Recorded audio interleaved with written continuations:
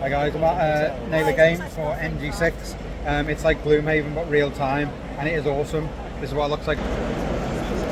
There is loads going on. There's timers, there's sand timers, there's loads of tokens, and when you're out of your deck you have to spend a minute waiting and shuffling to get your deck back, which then wastes your 5 minutes of action time, and it's a good rush to get through loads of stuff. And enemies spawn, you've got to fill the spots for the first scenario. Just an introduction. It is awesome. I've got a bit of gameplay and how it works coming up. Thanks for watching. Today would represent what an early scenario in the game might look like, and the decks you're playing would look something like the starter deck you get at the beginning of the game, at the beginning of the campaign. In this particular, the super brief storyline for this, there's a big pit in the centre of this city. The world we're using at the moment is one we've made ourselves. It's the city of Falness. It's a medieval world much like our own that was completely normal up until about 7 years ago, when a huge Rakin meteor and several others smashed into the world and released a sort of material, sort of stardust thing that seems to now be causing some people to gain some abilities and some people beginning to mutate, sort of X-Men vibes. And in the centre of this medieval town, the castle was destroyed, the ruling people were gone, and it's left this big pit, which a palisade has been built around. You're not allowed to go in there. You, of course, are some curious individuals who want to see what's going on inside. And you've just sort of got in, slid down the slope, and immediately these strange beetles have crawled out of these holes that, affected by the star matter, have sort of fused with various bits of weaponry that the soldiers of the castle used to wield. So although this artwork doesn't reflect it, because it's quite hard to find artwork of that specific concept, these beetles all have sort of swords or spears or axes sticking out of them, that sort of thing. Your goal for this scenario is not to just kill all the beetles, because they're just going to keep coming out of these holes. Your goal is to plug all of these holes up so that the beetles will stop. You win if you've plugged up all 6 holes. You lose if you're all knocked out before that happens. No, actually, sorry. You lose if one player gets knocked out a second time. So the first time you're knocked out, that's fine. You can be revived, but if you get knocked out a second time, that's too much, and then the whole team fails at that point. So, I suppose let's get stuck in with the fun bit, which is character selection. We've got 5 characters for us to choose from. I'm give them a high-level description. Their names are silly and placeholdery on purpose. This is not what you would see in the real game. So we've got Blade, who is... so there are five kind of archetypes in the game, which are going to be like card pools you can build your characters from. Each character represents 2. They've got 1 major one and 1 minor one. So Blade is mainly a hunter. They are mostly about moving around, doing high damage to single targets, and also some sort of negative status conditions. They're quite nippy. Pedro is what's known as a guard.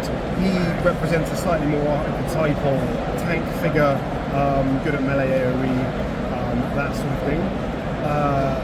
Riza is a mystic, which does involve traditional healing elements, but also lots of other support maneuvers, such as being able to move other characters around, or moving enemies, and other things of that nature. They can also do some attacks, ranged stuff. Sheila is an alchemist, which is mainly focused on sort of long-range, sort of bomb type effects, area effect type things. They're also quite good at gaining these tokens, which are useful not just in terms of their versatility, but they're also specifically, you need to turn them into solutions, which are this side, which will help you plug the holes.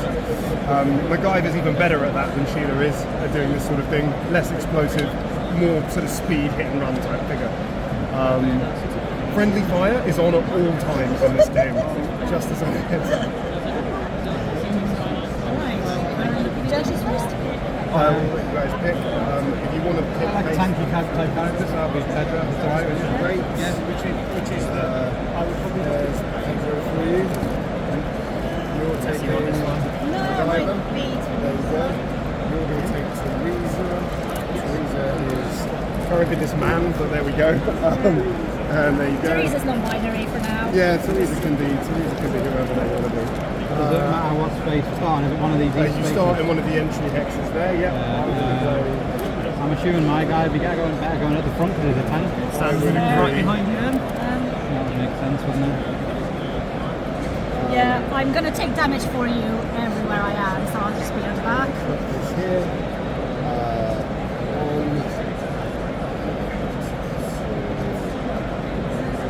Assuming this is Pearl. So yeah, I do have quite a lot of capacity to do it. Your health is, these are player tokens. They're used for a few different things. They're nothing on their own though. Your health is printed in that little heart pattern in the top right. And whenever you get hit, you'll take damage tokens from there. And that's how it works. I just need to grab a couple more sands timers. So these are...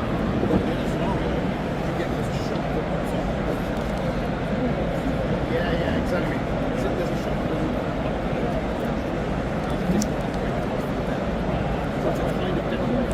Do you have, sorry, this is my special thing. Status.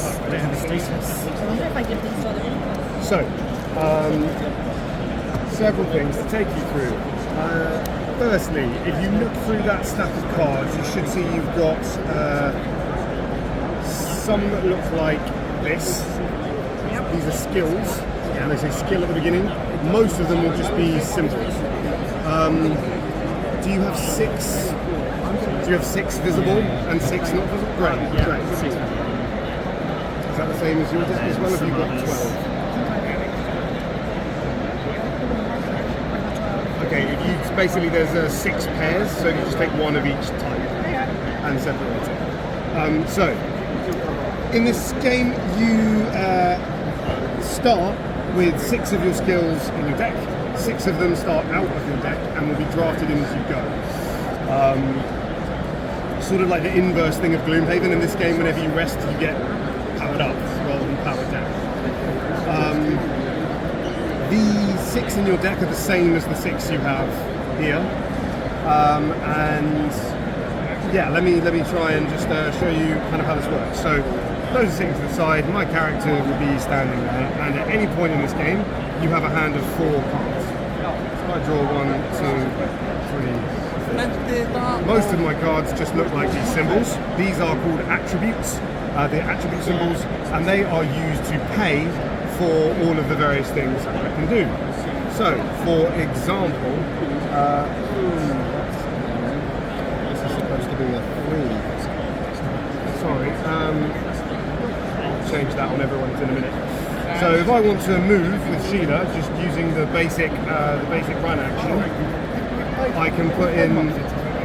I play these cards to these slots at the bottom. So I take this card, I put it into this basic slot here, and then I draw a card to replace it.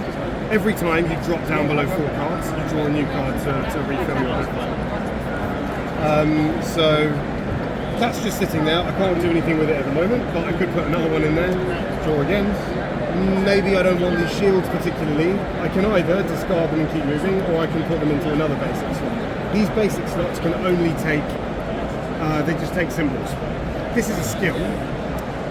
Ignoring what skills are for a second, every skill can be just used for the icon in the top left, so I could slap that in there as well. Now that I've got 3 of these dash symbols in this area, I can discard them all from here to take that run action. And that symbol there, the 3 arrows, means I move my character 1 hex.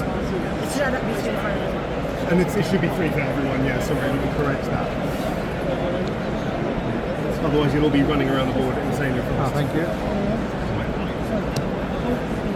So, yes, movement, these red hexes are like unstable terrain you can't move through. You can stand on the holes, but just these you can't move through. You can't move through allies or enemies, everything gets in the way of everything. So you can push an enemy, if you push it into a wall or an unstable thing, does that do damage to it? Or? I'm afraid a basic shunt does not, but shunts are quite useful to position enemies for team AoEs or getting them out of the way or whatever it might be. There are special skills that are better than that though, actually, you can do that. So, let's pretend that I've got some fist symbols in my hand. My deck doesn't have very many fist symbols for reasons that are probably fairly clear, but let's find them. If I've got both of these lined up in my basic slot, ready for a melee attack, and I'm stood next to an enemy, I can activate Strike, discard those 2 cards, and then I choose an adjacent enemy, in this case number 1, and I do 1 damage to it. So the enemies are along this track, so that's enemy number 1, so I go to enemy number 1's track, and then I move this cube 1 up the track. Once it moves up to here, it's dead, and you just simply remove it from the board. All the beetles have 4 health, and so that's how an attack works. However, enemies can actually do things during our turns as well. They all have a reaction ability, which is marked by this token. So if you hit one of them, and their health drops to this token, or past this token, they resolve their reaction effect, which in this case is to attack you back for one damage. So first game every time, where the attack is now. But that's only, their attack back is a melee attack, so if you shot them from a distance, they wouldn't counter-attack you. So for example, mages could pick off the early health, and then melee characters could go in and finish them off some of the things. Although of course, one damage is only one damage, and thanks for strong. If you knock them from 4 to 0 in one hit and kill them, they don't do their reaction because they didn't get a chance to. So that's how basic attacks work there. Shunts, yeah, as we've explained, so if I was here, I would have 2 shields in that slot wherever, discard them, push the enemy 1 hex. We've got first aid. First aid is fairly simple. You can heal an adjacent ally for 1 HP. Have to come together, so it's quite slow, but it is pretty good. And then the revive is if you're knocked out and you're on the floor, you can't do anything. But once someone revives you, you come back with 1 health remaining, effectively. That's not much. So you want to bring them back and heal them, otherwise they Yeah. get new bullets. If you are knocked out, enemies won't attack you the turn you go down, but after that turn, they will come for you. So if you're on the floor and get hit again, you just go down and that's the end. You will take a second defeat. So you still want to revive them. Yeah. That first aid should also be a 3. This is, sorry, we've got 2 copies of this and it should be 3. Yeah. Can you like stockpile? Oh, that should be a 2. No, that's all good. Right. Yeah. Can you stockpile cards? So like do 2 first aids in a row. So each of these slots, the limits are they can only have 1 type of symbol in them at a time, and they can only have up to the amount it takes to do a basic So action. you have to do it. So you could store 9 green cards here, here, and here, but that would be it. When you take if you filled it up, and you're like, actually, I'm not going to hit anyone for a while, and these are all full, and I really want to do something else, you can still pay to do the action, but just discard them. Punch the air. Punch the air. Analyze is the last one. With 3 blue cards, 3 knowledge, you can gain an attribute token of your choice, which is any of these. Specifically the side that's like white, so it matches the ones on the cards, not the inverse side with the deeper cards. These tokens function exactly the same as just the symbol cards, except you can have a stockpile of them. You can have up to 3 of each type at a time. They're very handy because skills are harder to activate than these basics, and these will come in useful for that. So, let me explain skills now. As I said earlier, they can all be used just as the symbol up there if you want, or you can play them into your skill slot at the top. So, I've got 4 cards in hand, I play a skill card into them, I immediately draw. This doesn't do anything yet, this is me just getting ready to use it. To actually activate it, I have to all at once pay from my hand or my token pool or both the 2 symbols or whatever symbol combination is indicated here. I can't pay for this using my cards that are stopped down. So something like this, you're going to have tokens. Yeah, so without tokens, that's very difficult to access. Now most skills just look like this, and for a faith and a strength, I can activate them, which, there we go, discard a faith and a strength icon, and then, so yeah, I pay for this by discarding these. I do what it says, so I gain 1 agility attribute token and 1 knowledge attribute token, so 1, 2. Put them here, and now that card's finished resolving, I discard that as well. Then once the whole action is finished, I look at my hand, draw up to 4, and so on. You can only ever be doing 1 action at a time, so you can't sort of be resolving one action while playing cards into a basic slot and so on. So you have to do one thing, stick to it till it's finished, and then move on. Once you've paid for a skill, you have to activate it. There's no backing out. The rule is that once your payment cards hit the discard pile, it's locked in, and you're not allowed to take it back at that point. First game, first turn. If you're messing things up, that's obviously fine. Some skills do something slightly different. So, for example, some skills say charging on them. I think I got this one. Exactly. In my hand, actually. How those work is that they don't do what they say immediately. Instead, you start a 1 minute timer on them. It's only after that minute timer ends that then the move happens immediately. So, you pay to put the timer on. Pardon? So you pay and then put the timer on. Yeah, you pay and then put the timer on. Then once the timer's up, the effect happens. Which for me, for example, is quite meaningful because this is a volatile concoction. I throw it at a distance, it explodes and hits everything next to it. So if I'm in the wrong... Like, let me move all the people in that area. Exactly. But if I'm stood in the wrong place and the timer runs out, or you've just pushed the enemy for me and haven't managed to get out in time, you might blow up too. Cool. So I think, is that all making sense so far? Yep. Yeah. Okay. Let's use this as an opportunity to just look through your skills, and I'll answer any questions that you might have.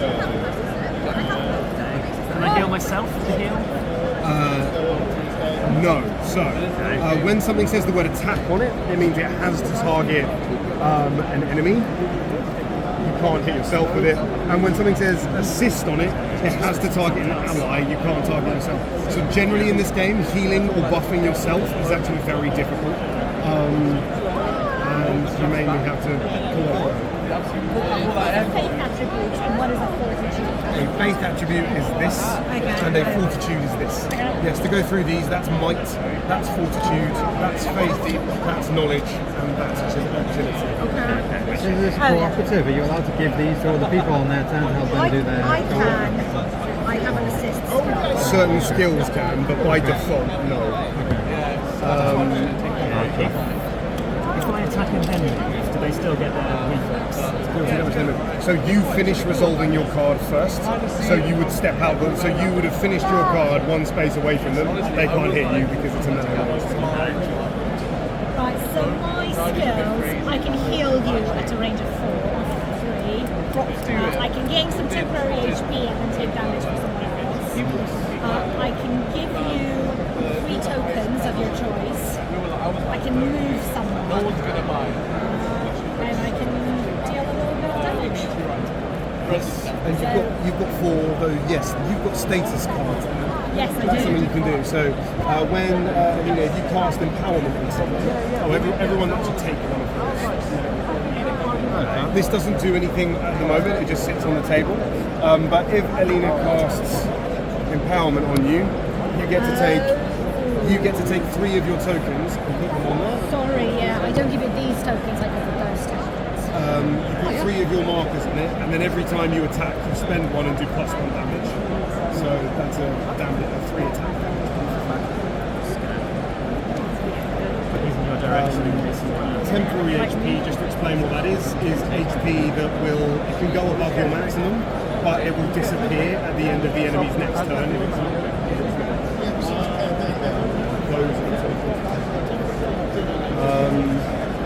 I think you want to start with yours? Yeah, very much. Do you go and hit things? Yeah, damage, charge damage, Yeah. stone skin kind of thing. Yeah, the stone skin one. Once the timer's up, it stays on the table and persists into the enemy phase. That's what the persistent power is. Right, so should I shuffle my 6 skills in here? So yeah, keep those 6 to the side. Shuffle the other 6 in. The last thing I think I have to explain now before we can start is what happens when your deck runs out. So obviously, as you can imagine, we're frantically going through this thing quite quickly. Once your deck runs out, you are allowed to keep playing with your hand of 4. If it goes down to 2 or 3 and you can't draw again, that's fine. You just keep going, keep playing as long as you want. However, if you want to get your deck back, you have to rally, which is this last action. When you rally, you start a 1 minute timer, and for that 1 minute, you're not allowed to take actions or partake in the board. Any of your skills that have timers on them, charge ups, buffs, or whatever, they expire immediately. So if it was a charge up, it just fails and discards. If it was a buff, it fails, discards. Then you can choose to either adapt or to solve. When you adapt, you take the top 3 cards from your skills that are set to the side, you pick one of them and add it to your discard pile, and then put the other 2 to the bottom. You then shuffle your discard pile and that card into your deck, and you shuffle until the minute is up, and then as soon as the minute is up, you can refill your hand and resume. You're maths-based. I'll take the lot. So that's like a drafting element that you can use to power yourself up. You don't have to have an empty deck to rally. You can rally at other times should you so wish. Solving is when you take 3 matching attribute tokens, such as these 3. To solve, I spend 3 of these and then receive 1 of these back. So I lose the 3 attribute tokens, but I get a solution token. What are solution tokens for? Well, they don't work as attributes anymore. They stopped doing that. The only thing they're good for is solving scenario-based problems. So in this game, by standing on top of one of these and spending either one of those or one of those, I can plug the hole. Is it one or the other? It's one or the other, yeah, it should be. And I place a completion token on the hole to show that I've done it. In this scenario, that will mean that the beetles stop spawning from that hole, so it will get a bit easier. And once all 6 of the holes have that on, and you survive the last attack, or if all 6 of these are full and all the enemies are dead, you win. My special thing is to get completion tokens. Or not completion tokens. Solutions. Yeah, solutions. That's the basic way to get them. Some characters can do ones to get them a bit faster. Solving obviously gets you closer to scenario objectives, but it means you're not powering up your deck. But I've got to charge it, and I've got to be next to one of the burrows when it runs out, or I don't get one. Everyone also has a passive ability on their cards to make sense to everyone.